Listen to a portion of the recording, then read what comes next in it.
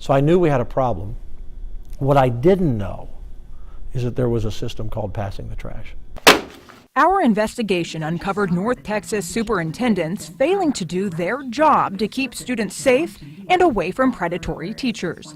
You see, when a teacher resigns to avoid being fired for sexual misconduct, superintendents are required by law to report that to the Texas Education Agency. When superintendents don't report, districts keep the scandal out of the news, but teachers keep their teaching certificates and can move on to a new job, a new district, and a new classroom full of unsuspecting children. How are the superintendents in our state not understanding by passing the trash they're exposing innocent children to be victims of a sexual predator? How do they sleep at night? DISD Superintendent Michael Hinojosa would not talk to us, but we know he passed the trash by failing to quickly tell TEA a teacher confronted with allegations of sexual misconduct had resigned. What's worse, in a letter to state investigators, Hinojosa's office appears to conceal the district's inaction. 9 weeks later, a neighboring district hired the teacher to teach elementary students. If a superintendent passes the trash, then quite frankly, I think the superintendent needs to be fired. When rumors of a teacher sexually abusing a student first begin circulating on campus, it can get messy. Mary Beth Thomas knows that firsthand. I felt berated, belittled, intimidated, and reprimanded at this time. Thomas is a former Prosper High School teacher. She claims she was retaliated against last year for reporting to city police that a student made an outcry to her. That student told her she'd been touched in an inappropriate way by a teacher's aide. Thomas followed state law and district policy by filing the report with city police, but soon after, she was called into a meeting by her supervisors. You could just tell it was not a meeting to thank me for doing my duty.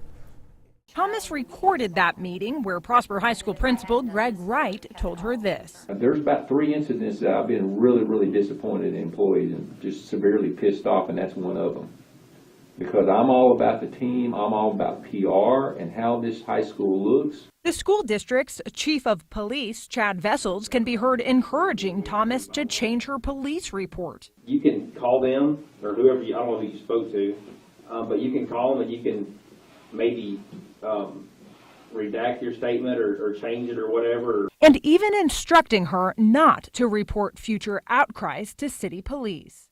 If there's an isolated incident, we're certainly going to take care of it, no doubt about it. So we're going to do what we have to do by law, but we're going to do it internally. Thomas has filed suit claiming retaliation. Prosper ISD maintains she was not reprimanded.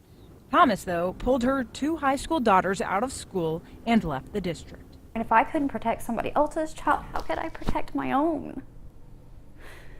How could any other teacher protect their own kid or anybody else's kid if I was being told this? Her story is a part of a culture of secrecy that we've seen throughout our months-long investigation. In the text messages sent from teachers to students, in the stories from student victims. And he even mentioned, if you say anything about this, I could lose everything. You can't talk about this kind of thing.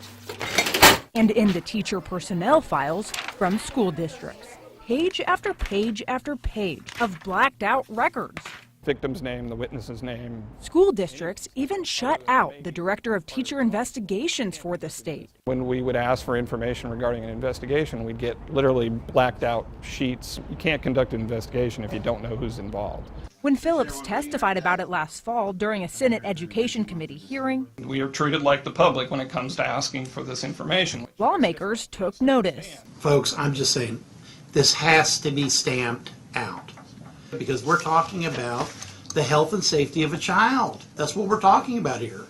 And I'm astonished and flabbergasted that there are school districts out there that are pulling this type of hide the whatever trick or CYA. Why are some districts fighting so hard to keep you from doing your job? Well, that was my question too. Again, it's a question, as I've been told by the law firms representing the district, is they're concerned about liability of the district. That's going to stop. We're going to put a law on the books to address this next session, I assure you. Until then, I would say to all the superintendents out there watching, any superintendent out there who has been doing this, you better stop right now, because your career is going to be over in Texas.